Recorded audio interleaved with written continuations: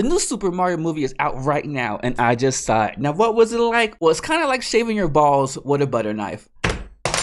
Now, what does that mean? Well, nobody knows, but it's provocative. It gets the people going. So watch my full review right now. Now, it's no secret the critics hated this movie. Like, a lot. But no matter what can be said about this movie, it looks great. Don't let anybody tell you different. If someone ever comes up to you and says, "Ew, this movie looks gross," you punch them in the freaking face, and you call them a liar. This is how a Super Mario movie is supposed to look. It looks like they grabbed the levels straight out the video game and put them on the movie screen. Unfortunately, the music doesn't always fit the fantastic visuals we are given. Half of the music in this movie is ripped straight out of the video game with a slight little remix to it. And I got a big goofy smile hearing these nostalgic familiar tones. But OMG, there were so many pop songs in this, I genuinely rolled my eyes and it took me out of the movie. How many times do I need to hear "I Need a Hero" in a superhero movie? I just heard this ish in the Shazam 2 movie and it fit way better than this.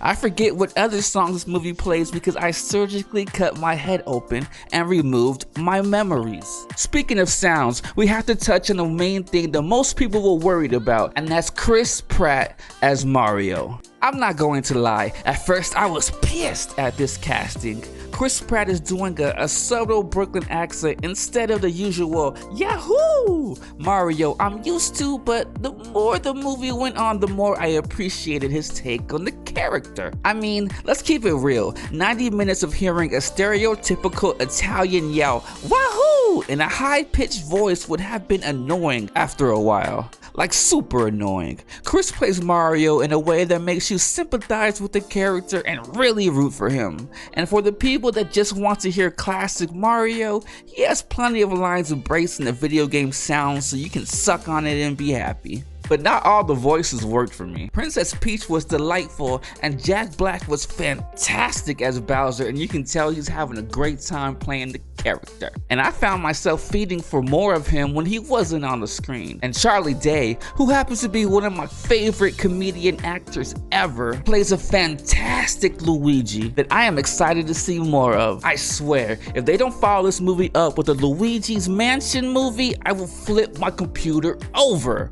Like right now.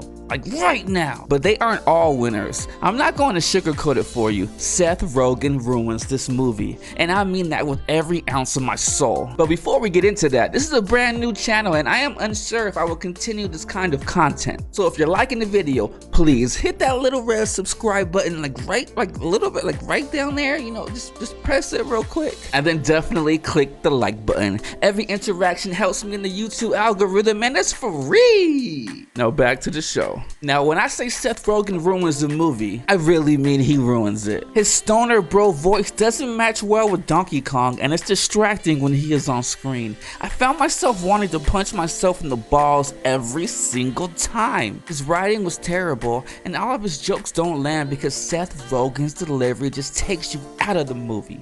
He sounds like he's still doing his Pumbaa voice from The Lion King.